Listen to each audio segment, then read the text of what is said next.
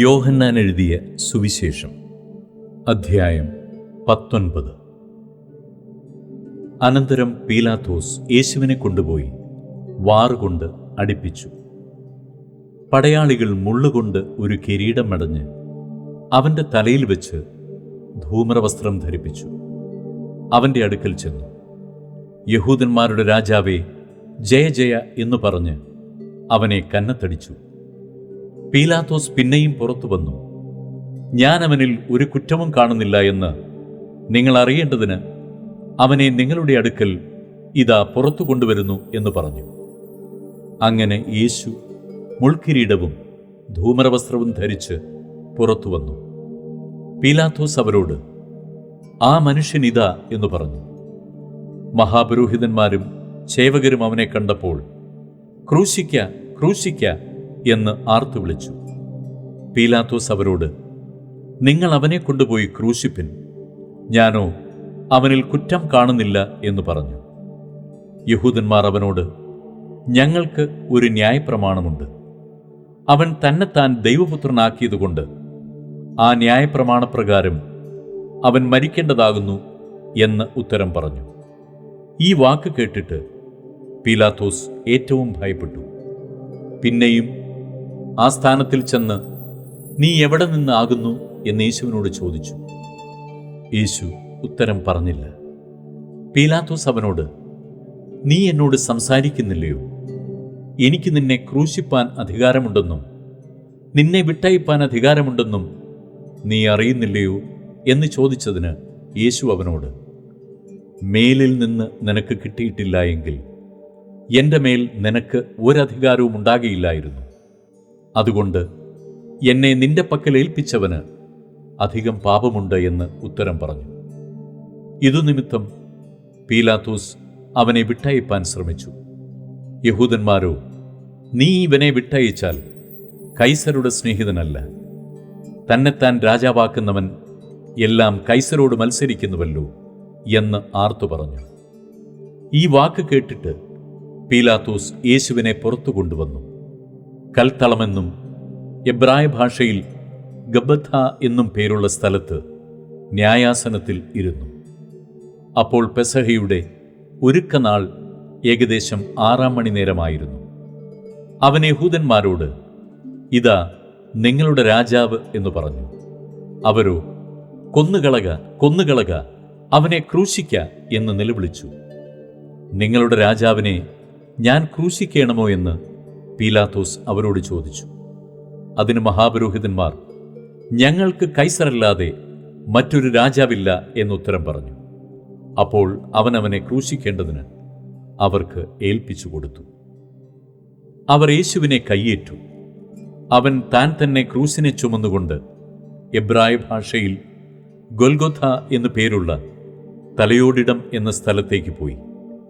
അവിടെ അവർ അവനെയും അവനോടുകൂടെ വേറെ 2 ആളുകളെയും, ഒരുത്തനെ അപ്പുറത്തും ഒരുത്തനെ ഇപ്പുറത്തും, യേശുവിനെ നടുവിലുമായി ക്രൂശിച്ചു. പീലാത്തോസ് ഒരു മേലെഴുത്തുമെഴുതി ക്രൂശിന്മേൽ പതിപ്പിച്ചു. അതിൽ നസ്രായനായ യേശു യഹൂദന്മാരുടെ രാജാവ് എന്നെഴുതിയിരുന്നു. യേശുവിനെ ക്രൂശിച്ച സ്ഥലം നഗരത്തിന് സമീപമാകയാൽ അനേകം യഹൂദന്മാർ ഈ മേലെഴുത്ത് വായിച്ചു. അത് എബ്രായ, റോമ, യവന ഭാഷകളിൽ എഴുതിയിരുന്നു. ആകയാൽ യഹൂദന്മാരുടെ മഹാപുരോഹിതന്മാർ പീലാത്തോസിനോട്, യഹൂദന്മാരുടെ രാജാവ് എന്നല്ല, ഞാൻ യഹൂദന്മാരുടെ രാജാവ് എന്ന് അവൻ പറഞ്ഞുവെന്നത്രേ എഴുതേണ്ടത് എന്ന് പറഞ്ഞു. അതിന് പീലാത്തോസ്, ഞാൻ എഴുതിയത് എഴുതി എന്ന് ഉത്തരം പറഞ്ഞു. പടയാളികൾ യേശുവിനെ ക്രൂശിച്ച ശേഷം അവൻ്റെ വസ്ത്രമെടുത്തു. ഓരോ പടയാളിക്ക് ഓരോ പങ്കായിട്ട് 4 പങ്കാക്കി. അങ്കിയുമെടുത്തു. അങ്കിയോ തുന്നലില്ലാതെ മേൽത്തൊട്ട് അടിയോളം മുഴുവനും നെയ്തതായിരുന്നു. ഇത് കീറരുത്, ആർക്കു വരുമെന്ന് ചീട്ടിടുക എന്നവർ തമ്മിൽ പറഞ്ഞു. എൻ്റെ വസ്ത്രം അവർ പകുത്തെടുത്ത് എൻ്റെ അങ്കിക്കായി ചീട്ടിട്ടു എന്നുള്ള തിരുവെഴുത്തിന് ഇതിനാൽ നിവൃത്തി വന്നു. പടയാളികൾ ഇങ്ങനെയൊക്കെയും ചെയ്തു. യേശുവിൻ്റെ ക്രൂശിനരികെ അവൻ്റെ അമ്മയും അമ്മയുടെ സഹോദരിയും ക്ലയോപ്പാവിൻ്റെ ഭാര്യ മറിയയും മഗ്ദലക്കാരത്തി മറിയയും നിന്നിരുന്നു. യേശു തൻ്റെ അമ്മയും താൻ സ്നേഹിച്ച ശിഷ്യനും നിൽക്കുന്നത് കണ്ടിട്ട്, സ്ത്രീയെ, ഇതാ നിന്റെ മകൻ എന്ന് അമ്മയോട് പറഞ്ഞു. പിന്നെ ശിഷ്യനോട്, ഇതാ നിന്റെ അമ്മ എന്നും പറഞ്ഞു.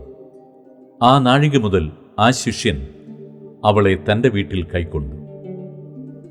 അതിൻ്റെ ശേഷം സകലവും തികഞ്ഞിരിക്കുന്നു എന്ന് യേശു അറിഞ്ഞിട്ട്, തിരുവെഴുത്ത് നിവൃത്തിയാകും വണ്ണം എനിക്ക് ദാഹിക്കുന്നു എന്ന് പറഞ്ഞു. അവിടെ പുളിച്ച വീഞ്ഞു നിറഞ്ഞൊരു പാത്രം വെച്ചിട്ടുണ്ടായിരുന്നു. അവർ ഒരു സ്പോങ് പുളിച്ച വീഞ്ഞു നിറച്ച് ഈസോപ്പ് തണ്ടിന്മേലാക്കി അവൻ്റെ വായോടടുപ്പിച്ചു. യേശു പുളിച്ച വീഞ്ഞു കുടിച്ച ശേഷം നിവൃത്തിയായി എന്ന് പറഞ്ഞ് തല ചായ്ച്ച് ആത്മാവിനെ ഏൽപ്പിച്ചു കൊടുത്തു. അന്ന് ഒരുക്കനാളും ആ ശബ്ബത്ത് നാൾ വലിയതുമാകൊണ്ട് ശരീരങ്ങൾ ശബ്ബത്തിൽ ക്രൂശിന്മേൽ ഇരിക്കരുത് എന്ന് വെച്ച് അവരുടെ കാൽ ഒടിച്ച് എടുപ്പിക്കണം എന്ന് യഹൂദന്മാർ പീലാത്തോസിനോട് അപേക്ഷിച്ചു. ആകയാൽ പടയാളികൾ വന്ന് ഒന്നാമത്തവൻ്റെയും അവനോടുകൂടെ ക്രൂശിക്കപ്പെട്ട മറ്റേവൻ്റെയും കാലൊടിച്ചു. അവർ യേശുവിൻ്റെ അടുക്കൽ വന്ന് അവൻ മരിച്ചുപോയി എന്ന് കാണുകയാൽ അവൻ്റെ കാൽ ഒടിച്ചില്ല. എങ്കിലും പടയാളികളിൽ ഒരുത്തൻ കുന്തം കൊണ്ട് അവൻ്റെ വിലാപ്പുറത്ത് കുത്തി. ഉടനെ രക്തവും വെള്ളവും പുറപ്പെട്ടു. ഇത് കണ്ടവൻ സാക്ഷ്യം പറഞ്ഞിരിക്കുന്നു. അവൻ്റെ സാക്ഷ്യം സത്യമാകുന്നു. നിങ്ങളും വിശ്വസിക്കേണ്ടതിന് താൻ സത്യം പറയുന്നു എന്നവൻ അറിയുന്നു.